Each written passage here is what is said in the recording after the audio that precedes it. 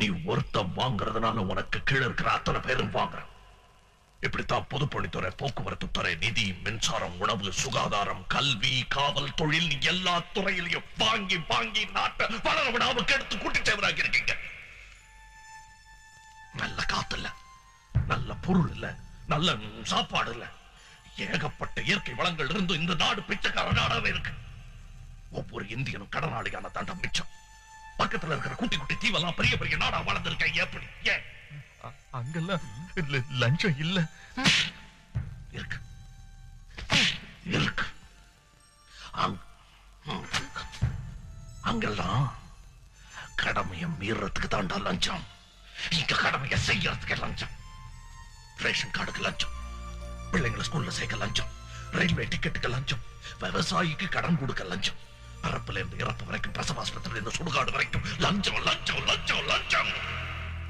தேசிய ஒருமைப்பாடுங்கிறது இந்த நாட்டுல லஞ்சத்துல மட்டும்தான்டா இருக்கு.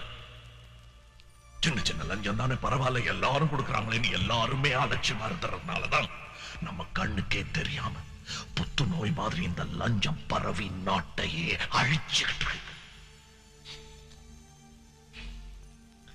லஞ்சம் வாங்குறதும் தப்பு, கொடுக்கறதும் தப்பு, நீ எல்லாரும் உணரணுங்கிறதுக்காகத்தான் இந்த அடையாள கொலை.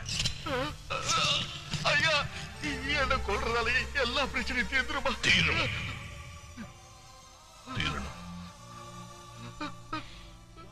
என்ன மாதிரி எல்லாரும் கத்திய தூக்க சொல்லல. கொடுக்கறத நிறுத்துங்க, லஞ்சம் கொடுக்கறத நிறுத்துங்க. லஞ்சம் ஒழியணும். அது வரைக்கும் என் போராட்டம் தொடரும். ஐயா, ஒரே ஒரு போன் கால் 499367 போட்டு கொடுங்க. 1 ஹவர்ல எவ்வளவு பணம் வேணாலும் கொண்டு வந்து தர சொல்றேன். ப்ளீஸ் என்ன விட்டுருங்க, தயவு செஞ்சு விட்டுருங்க. Please please.